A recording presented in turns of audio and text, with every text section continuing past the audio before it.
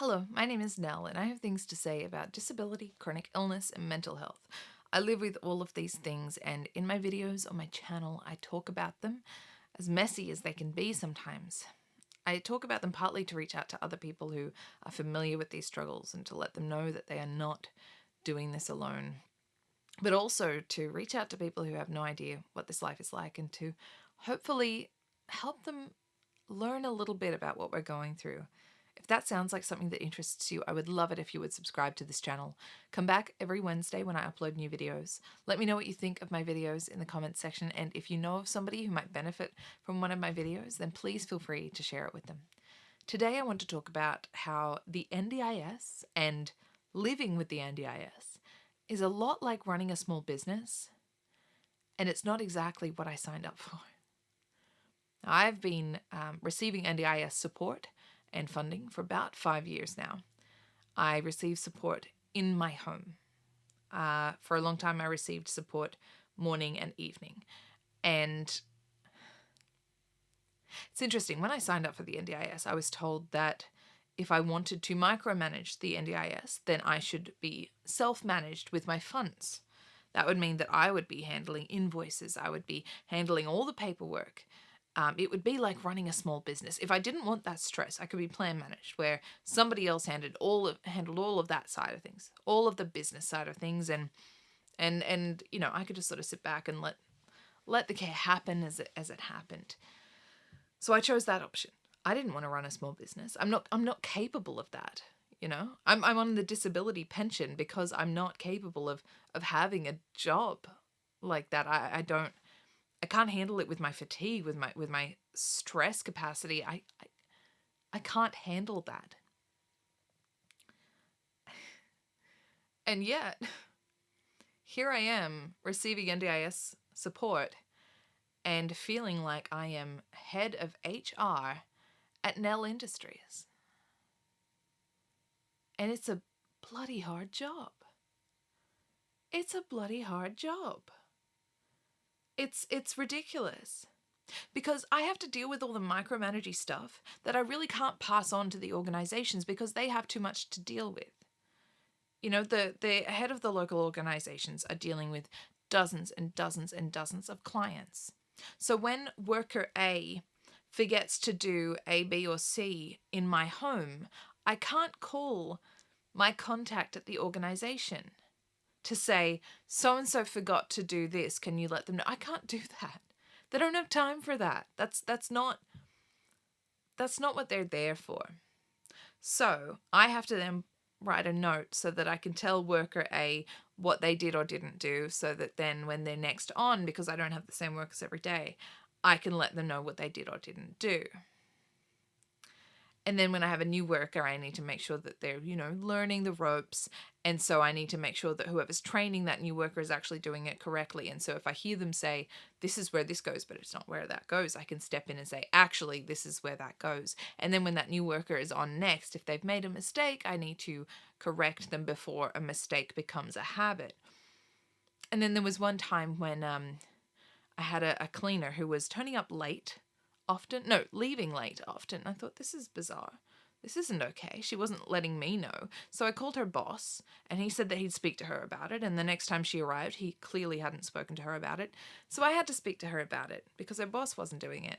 And then I had to clear that up. And now I'm keeping on top of her. And I've cleared it up. HR from Nell Industries has cleared that up. It's all good. Yeah, it's all good. It's okay. I've handled it. I've handled it, guys. And then there's scheduling and rostering. I handle that too. Because if I leave it in the hands of these people from these organizations, there are often mistakes. It often doesn't get done.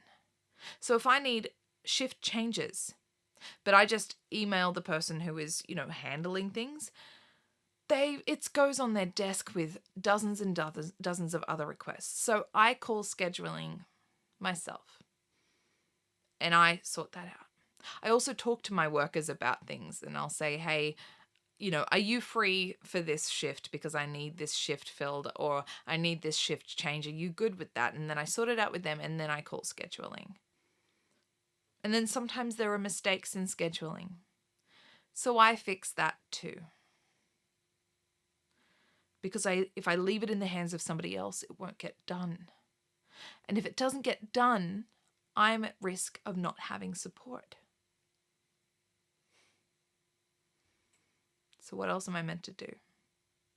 And I do have a support coordinator, but she can't really handle a lot of this stuff because she'd have to end up calling me anyway. She'd have to call me and ask me a million questions anyway. So cut out the middleman. And then there was a day a few weeks ago, a Saturday, when my worker just didn't show up. She just didn't show up. She was due at 9, and 20 past 9, my mum phoned me, and no, she came over because I live next door to my mum, and in her backyard. And she came over and she said, "Hey, worker A is not here. Don't know what's going on, but do you want me to do the shift?" I was like, "Yeah, that'd be great." So I called my contact at worker A's organization. No answer. Left a phone message, sent a text message, and said, "Call me Monday," because worker A did not show up. Didn't hear anything Monday, didn't hear anything Tuesday or Wednesday. Phoned them Thursday.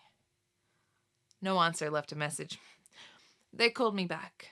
Like, "So sorry, we have this scheduling system and it seems to have messed up, and I'm sorry, and we're handling so many things, blah, blah, blah, blah, blah."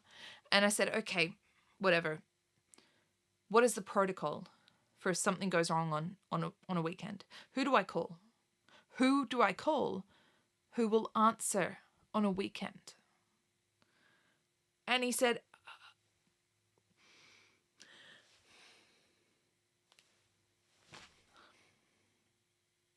"I don't know. No one. Don't know. We're trying to figure that out." Now, he's recently taken on management of this place. Recently, like a year ago. So this place has never had weekend support. Weekend customer support. Never. So I said, okay. I was left in bed without medication for 20 minutes. Fortunately, I live close to my mother. What would have happened if I didn't have familial support, if I didn't have informal support? Where is your organization's responsibility in that? Where is their aftercare? Where is their support for that on a weekend? If you are going to provide a service on a weekend, you need to provide support for that service on a weekend. "Oh, you're absolutely right. Yes, and we'll try to sort something out." No. No. That's got to be part of your business model from the beginning. And the thing is, the head of HR at Nell Industries doesn't take days off. I don't get days off. I don't get days off. No Saturdays off, no Sundays off, no evenings off, no public holidays off, no school holidays off. I don't get days off. It's never ending. It never stops for me. I'm constantly having to do this work, and I'm constantly having to keep on top of these people. This staff. I have 6 members of staff that I'm looking after. Now, I am very grateful for the support of the NDIS. Without them, I wouldn't be getting far. However, it is exhausting because I am running a business here, and this business is in my own home. I can't leave. I can't leave work at work and come home because my business is in my home.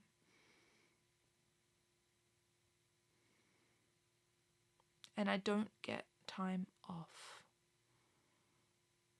But they do.